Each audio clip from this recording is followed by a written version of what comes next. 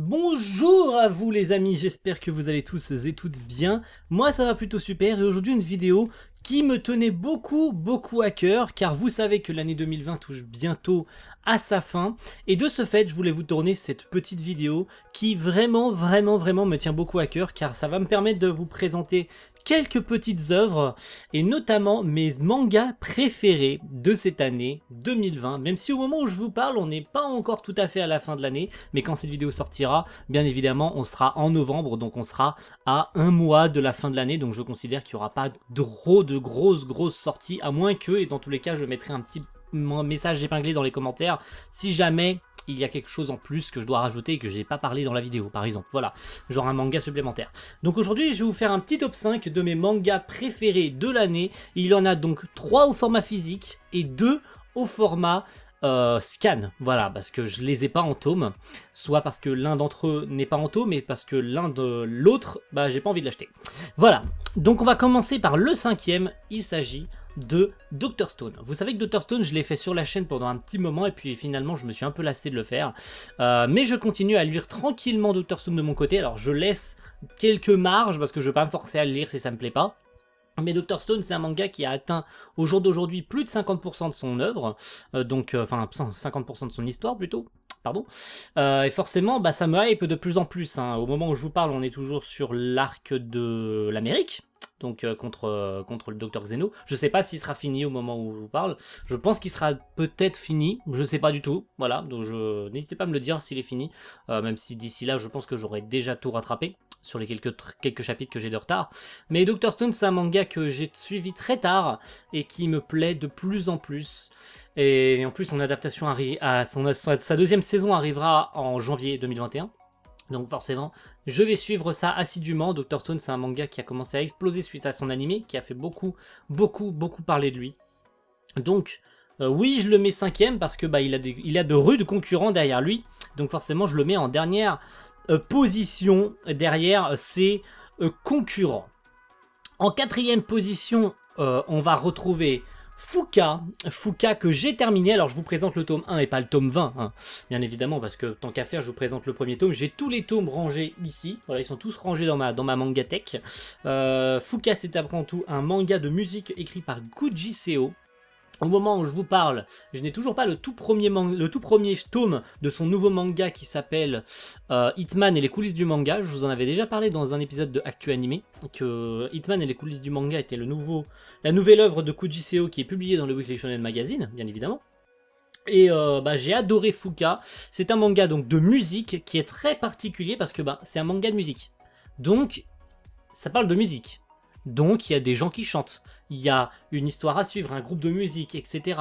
En rapport avec bien sûr le nom de l'œuvre, Fuka, hein, bien sûr. On va suivre l'histoire de Fuka, mais ça va aller plus loin que ça. Vous avez une adaptation animée pour Fuka, mais qui est encore une fois très différente du support original, parce que l'adaptation animée était une version alternative du manga. Je peux pas trop vous en parler, parce que sinon ça vous spoilerait une partie hyper importante du manga, donc tout ce que je peux vous conseiller, c'est d'aller lire Fuka si vous aimez tout ce qui touche à la musique, au groupe de musique, etc.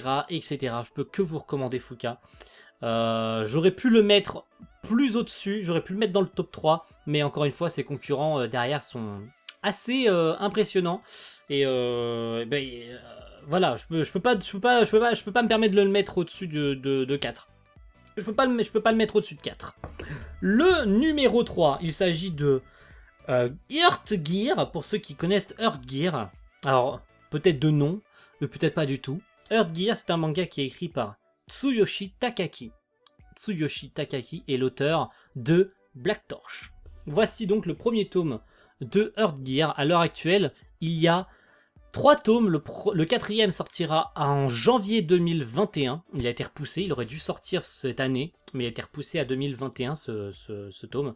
Donc c'est la nouvelle œuvre de Tsuyoshi Takaki, après Black Torch. Black Torch qui a été apparemment, parce que j'en sais pas plus, mais qui a été vachement, pas critiqué, mais qui a été vachement gâché, parce qu'apparemment l'auteur aurait avancé trop vite dans son histoire, sans développer suffisamment de choses. Il aurait été vraiment trop vite et aurait clôturé le manga beaucoup trop rapidement, alors qu'il y avait encore plein d'autres choses à développer derrière. Vu que je ne connais pas le Black Torch, je peux pas vous en dire plus. Mais tout ce que je peux vous dire, c'est que Earthgear, j'étais tombé dessus grâce à une petite pub, à un petit extrait qui était donné dans un tome de My Hero Academia. Et de ce fait, j'avais accroché tout de suite. Voilà, j'ai vu l'extrait du tome 1, qui était les tout premiers chapitres du tome 1, et j'ai fait c'est bon, j'achète. Ah, j'achète direct, il n'y a aucun putain de problème, les dessins en plus sont incroyables, je vais vous présenter un peu les dessins d'Earthgear. Ça fait un peu brouillon, mais quand tu vois le style de dessin, moi je trouve ça impressionnant. Moi, le style de dessin d'Earthgear, j'adore ça. Regardez-moi ça, regardez-moi ce style de dessin. Moi j'adore, personnellement j'adore, c'est très très... C'est très très cool, on dirait un peu un style calligraphie, etc. Vous voyez ce que je veux dire? Ça fait pas brouillon, mais ça fait style un peu calligraphie, comme s'il dessinait avec une plume. Enfin, tu me diras, tous les mangaka de base dessinent avec une plume, à part ceux qui sont passés au numérique. Mais voilà, on a ce style un peu crayonné, ce style un peu encre de Chine, un peu ancré à l'ancienne, tu vois, genre comme s'il dessinait une peinture, vous voyez ce que je veux dire? Comme si tu dessinais une peinture avec un pinceau. Alors que là, bah voilà, son style de dessin est incroyable. Earthgear actuellement 3 tomes donc, comme j'ai pu le préciser. C'est donc l'histoire d'un androïde et d'une petite fille. Donc lui, il s'appelle, si j'ai bon souvenir, hein, je crois qu'il s'appelle Chrome. Lui, je crois qu'il s'appelle de base, si j'ai bon souvenir, hein, bien sûr. J'ai pas envie de vous dire de bêtises. Et la petite fille s'appelle Rouet, voilà, ils vont donc découvrir un petit peu ce qui se passe parce qu'on est dans un monde post-apo et bah, il reste que presque plus d'êtres humains à part Rouet, qui est apparemment la dernière être humaine. Et il y avait une grosse guerre, etc. Bon bref, je veux pas trop vous spoiler l'intrigue. Tout ce que je peux vous dire, c'est que c'est ça Chrome, hein, c'est ça, je me suis pas trompé. Voilà, le cyborg s'appelle Chrome, voilà. Donc l'histoire de Rouet et Chrome qui est très intéressant, qui est chez Kiyun. Tout ce que je peux vous recommander, en plus c'est marqué sur la pastille par l'auteur de Black Torch.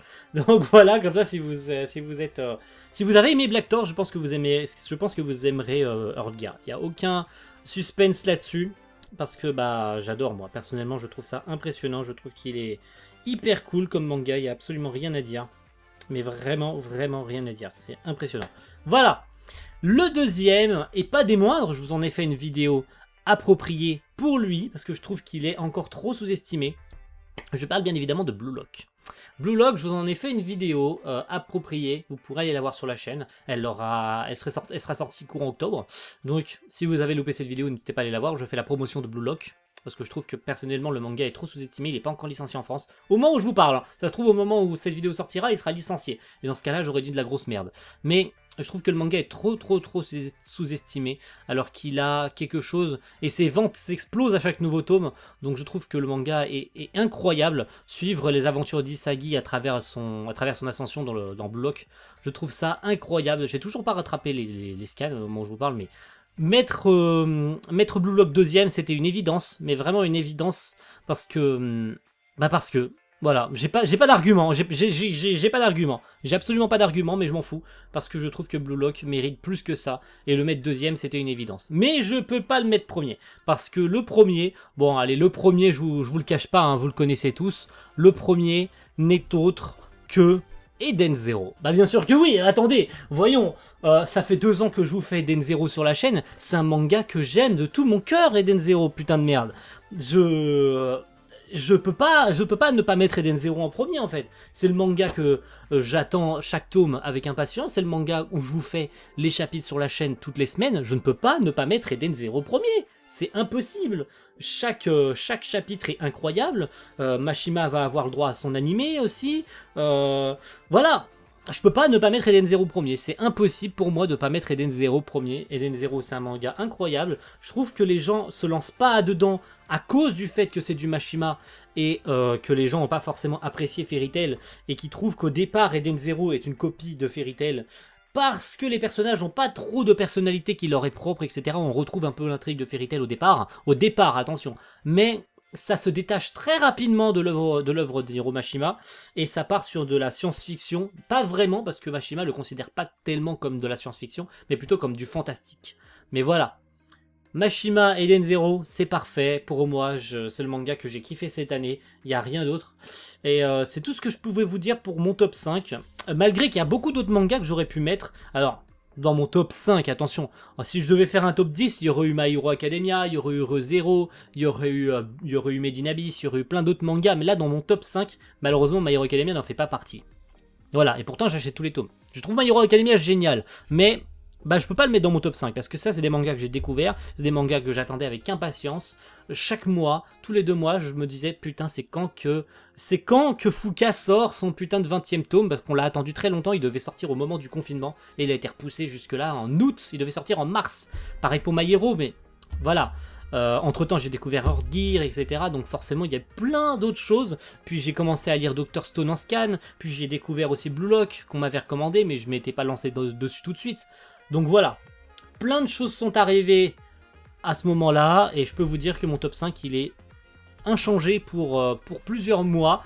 Mais il risque de changer un jour ou l'autre bien évidemment. Donc si vous voulez de nouveau un top 5 de mes mangas de l'année, que je vous fasse régulièrement ce type de vidéo de mes tops, de mes mangas préférés, n'hésitez pas à me le dire. En tout cas, moi, je vais vous laisser. Merci à tous d'avoir regardé cette petite vidéo. N'hésitez pas à me donner votre top 5 de vos mangas de l'année. J'aimerais bien savoir un petit peu ce que vous avez lu cette année, ce que vous avez acheté cette année, et ce qui vous a plu cette année en manga numérique comme en tome. Voilà. Merci à tous et on se retrouve pour une prochaine vidéo. Ciao. Bye.